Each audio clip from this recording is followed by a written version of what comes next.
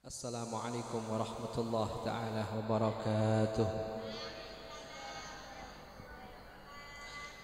Bismillah, alhamdulillah, wassalatu wassalamu ala rasulillah Sayyidina Muhammad ibni Abdillah wa ala alihi wa sahbihi wa man tabi'a hudah wa la hawla wa la quwwata illa billah. Amma ba'du, hadratan muhtaramin al-afadil, yang saya hormati, yang sangat saya muliakan, yang sangat saya cintai, khadimul majlis Sayyidil Habib Hasan ibn al-Habib Muhammad Sadiq al-Hamid.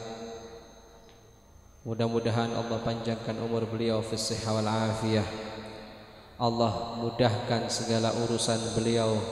Allah kabulkan segala hajat-hajatnya. Amin. Allahumma amin.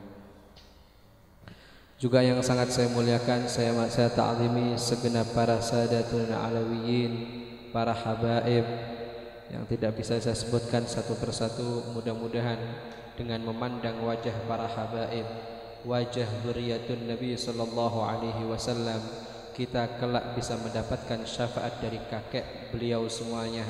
Amin. Allahumma amin.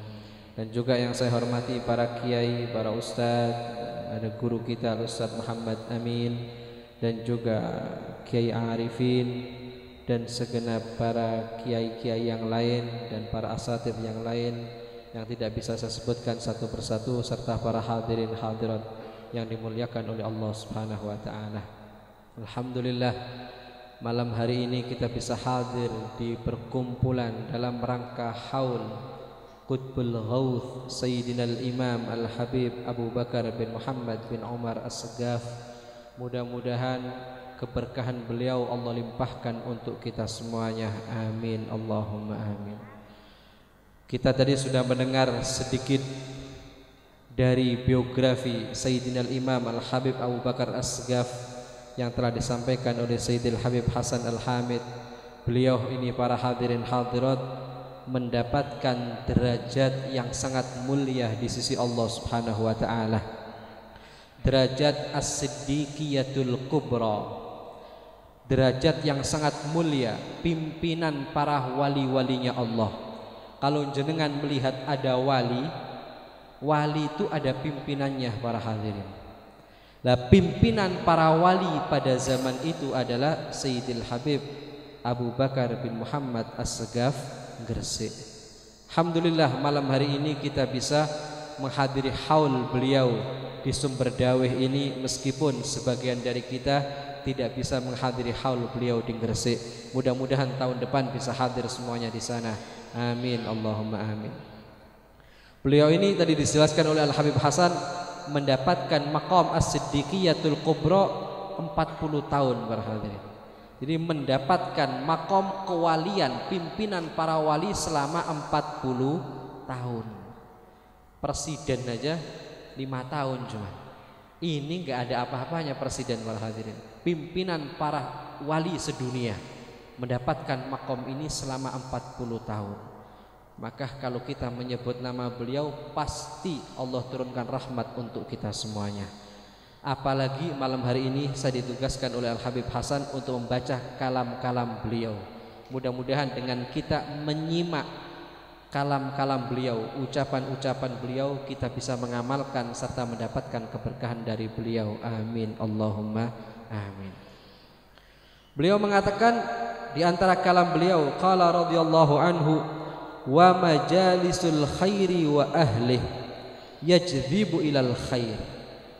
Beliau menekankan agar kita selalu mendekat dan menghadiri majelis-majelis kebaikan, para hadirin. Majelis ilmu, majelis salawat, majelis zikir, apalagi majelis yang malam hari ini kita hadir di sini. Majelis ini majelisul khair. Dan beliau mengatakan orang yang menghadiri majelis khair dan orang yang duduk bersama ahlul khair, orang-orang baik. Kita di sini duduk bersama Sayyidil Habib Hasan, duduk bersama para habaib, duduk bersama para kiai, duduk bersama orang-orang saleh. Ini namanya kita sedang duduk bersama ahlul khair. Al-Habib Abu Bakar mengatakan, wa majalisul khair wa ahlih yajdzibu ilal khair. duduk bersama orang baik di majelis yang baik akan menarik kita mendapatkan kebaikan. Coba kalau jenengan duduk di sini para hadirin, ini namanya duduk untuk mancing turun rahmatnya Allah Subhanahu wa taala. Maka ini yajdzibu ilal khair, menarik kita kepada kebaikan. Pulang dari majelis kebaikan insya Allah akan menjadi pribadi yang lebih baik. Maka kalau kita hadir 1 bulan sekali, insya Allah terus akan bertambah kebaikan. Apalagi jenengan hadir setiap malam Senin, ini akan tambah lebih baik dan terus lebih baik. Kenapa menghadiri majelis kebaikan adalah akan menarik pada kebaikan? Karena Allah Subhanahu wa taala berfirman, yuhibbuhum wa yuhibbunah. Allah itu mencintai orang-orang baik dan mereka pun mencintai Allah Subhanahu wa taala. Orang-orang saleh yang duduk pada malam hari ini, yang duduk bersama kita malam hari ini adalah hamba-hamba yang sangat dicintai oleh Allah dan Allah pun mencintai mereka. Nah, kalau kita duduk sama orang yang cinta dan dicintai oleh Allah, maka pasti akan menarik pada kebaikan para hadirin. Kemudian beliau mengatakan wasyuha alamah, idz kana al-insan yuhibbul khair wa ahlah alamah bi anna rabbah yuhibbuh wa idza kana bi aksih kadzalika bi aksih. Beliau mengatakan kalau jenengan pengen lihat orang itu dicintai oleh Allah apa tidak, coba jenengan lihat orang itu cinta enggak pada kebaikan, cinta enggak sama orang-orang baik. Kalau jenengan melihat tetangga jenengan, orang sekitar jenengan itu dicintai oleh Allah apa enggak? Coba jenengan perhatikan, dia cinta enggak sama orang baik, cinta enggak sama majelis kebaikan. Nah, kalau mereka cinta sama orang baik, cinta sama majelis-majelis kebaikan, ini pertanda Allah cinta kepada mereka dan mereka pun cinta kepada Allah Subhanahu wa taala. Maka menghadiri majelis ilmu ini sangat penting para hadirin.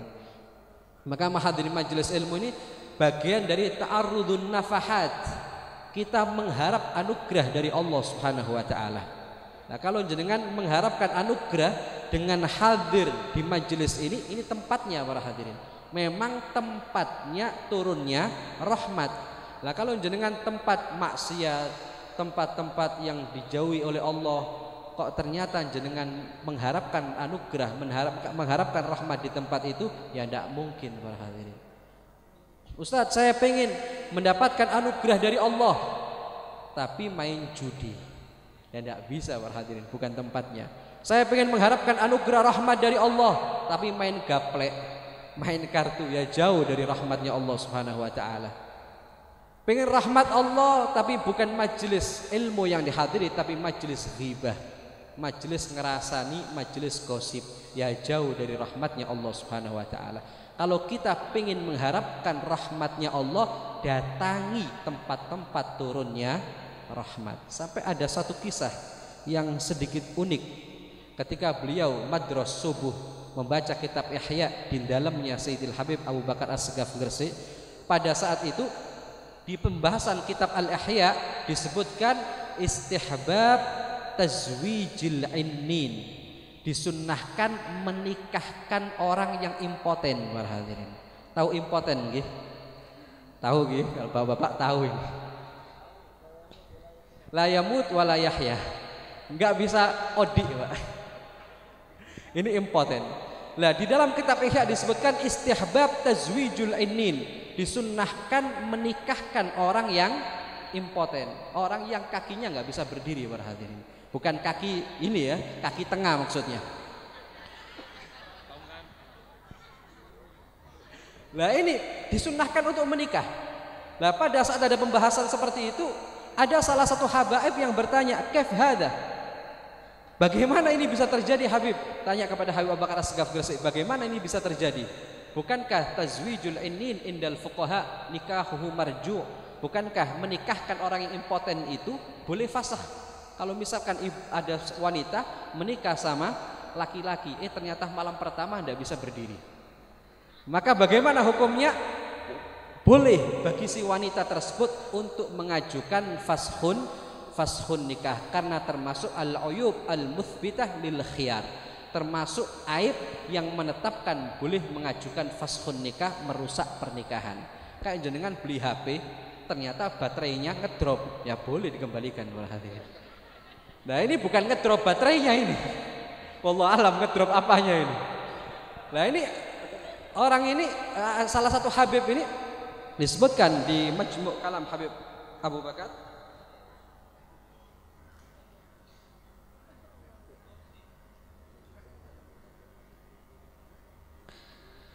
Disebutkan di sini, kemudian ada salah satu Habib namanya Habib Syekh bin Muhammad Al-Musawah bertanya, "Ya Habib, kaifa hadha?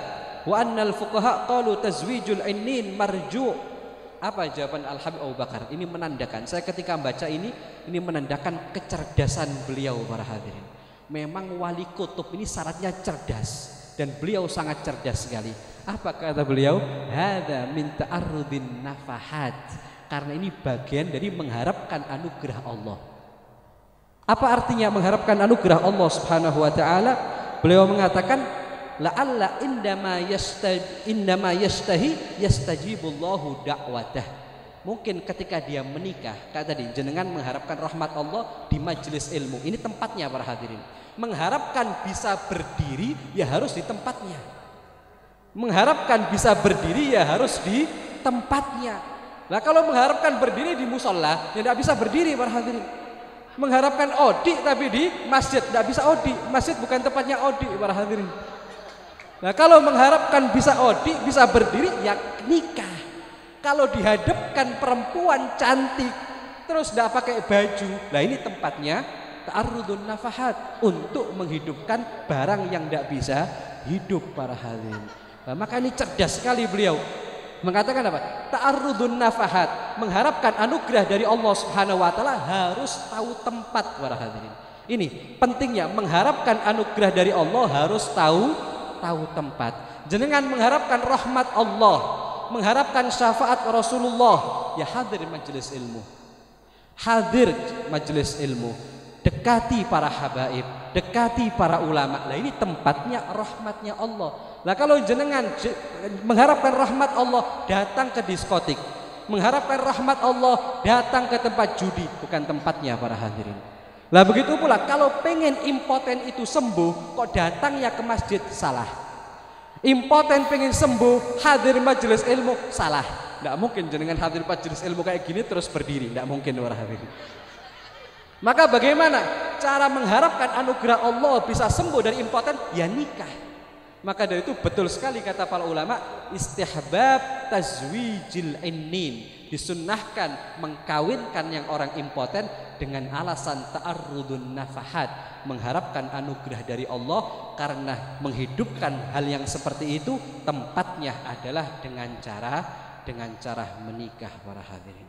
Nah ini jenengan hadir di majelis ilmu seperti ini, tempatnya madat, tempatnya rahmat.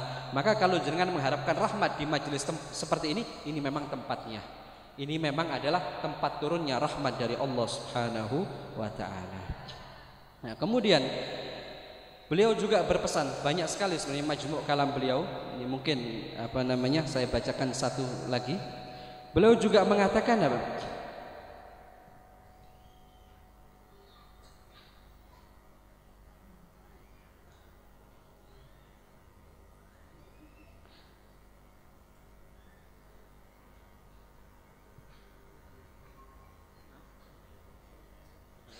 Beliau mengatakan, sami'tum kalam al-Habib Ali yahuthukum alal khair wa ala mujalasati ahli al-khair. Beliau mengatakan, wa ana ahuthukum ala huduri majalisil khair. Saya menghimbau kepada kalian semuanya untuk selalu senantiasa menghadiri majelis-majelis kebaikan. Wa mujalasati ahli al-khair, dan duduk bersama orang-orang baik. Jadi nasihat beliau para hadirin, kita rutinkan hadir majelis-majelis kebaikan dan rutinkan selalu dekat dengan orang-orang baik. Karena kalau jenengan kumpul sama orang baik, insya Allah jadi baik. Nah kalau kumpul sama orang nggak baik, ya pasti alamat jadi ndak baik. Kemudian beliau mengatakan, washu hudura majalisil khair yahsul minhu raf'ud darajat ma la yahsul bi kathrati amal au ibadah lima fiha min tanazulir rahmat wal barakat wal imdadat.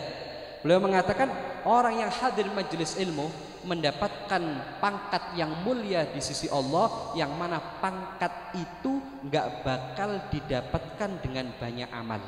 Pangkat itu nggak bakal didapatkan dengan banyak ibadah. Jadi kita menghadiri majelis ilmu ini dapat khususiyah, dapat keistimewaan raf'ud darajat, pangkat kita ditinggikan oleh Allah Subhanahu wa taala. Dan pangkat tinggi ini yang nggak mungkin bisa kita dapatkan dengan banyak ibadah, nggak mungkin bisa kita dapatkan dengan banyak amal soleh. Maka ada maziyah khusus para hadirin untuk menghadiri majelis-majelis ilmu. Nah, kenapa bisa begitu? Lima fiha min tanazzulir rahmat, karena majelis ilmu adalah tempat turunnya rahmat, tempat turunnya barakah, dan tempat turunnya imdadat, pertolongan dari Allah Subhanahu wa taala. Kemudian beliau mengatakan wa ahutsukum alal munasahah, dan aku menasihatkan kalian semuanya, menghimbau kepada kalian semuanya untuk saling menasehati. Ini yang penting para hadirin. Kalau kita peduli sama orang lain, berarti kalau orang lain itu berbuat salah, kita segera menasehati. Beliau mengatakan al insan yudzakkir wa yansah akhahu idza ra'a fihi aiban yudzakkirhu wa la yastahi. Manusia itu seharusnya mengingatkan, menasehati saudaranya apabila saudaranya berbuat salah. Yudzakkiruh, diingatkan, wala yastahi, dan enggak boleh malu. Enggak enak saya, malu saya, itu enggak boleh. Kalau ada saudaranya berbuat salah, maka hendaknya dia senantiasa untuk mengingatkan. Kemudian beliau menukil hadis Nabi SAW, man ra'a minkum munkaran falyughayyirhu biyadihi. Barang siapa di antara kalian melihat perkara mungkar, hendaknya dia rubah dengan tangannya. Wa illam yastati fa bilisanih. Kalau enggak mampu, dia rubah dengan lisannya, dia tegur dengan kata-katanya. Wa illam yastati fa biqalbih. Kalau enggak bisa, maka dia tegur dengan hatinya, maka dia ingkar dengan hatinya, dia tegur dengan hatinya. Wa dzalika al-aful iman, dan inilah iman yang paling lemah. Kemudian beliau mengatakan wa man ra'a munkaran irtakabahu akhuh wala dzakkarahu fa huwa syarikun fil itsmi. Ini bahaya sekali para hadirin, kata beliau, kalau ada orang berbuat salah, berbuat maksiat, kita enggak ingkar sama sekali. Nasihatin enggak, merubah dengan tangan enggak, dengan lisan enggak, ingkar dengan hati pun enggak, maka kita tergolong, kata beliau, syarikun fil itsmi, kita sama-sama mendapatkan dosa dari Allah Subhanahu wa taala. Maka dari itu saling mengingatkan, saling mengajak kebaikan. Kalau kita saling mengajak kebaikan, saling mengingatkan apabila saudaranya berbuat salah, maka insya Allah nanti kita sama-sama di dunia juga sama-sama di surganya Allah Subhanahu wa taala. Amin Allahumma amin. Ini sedikit kalam Sayyidil Habib Abu Bakar yang bisa saya sampaikan, dan kalau ada salah kata saya mohon maaf yang sebesar-besarnya. Wallahul muwaffiq ila aqwamit thoriq. Wassalamualaikum warahmatullahi wabarakatuh. Waalaikumsalam warahmatullahi taala wabarakatuh.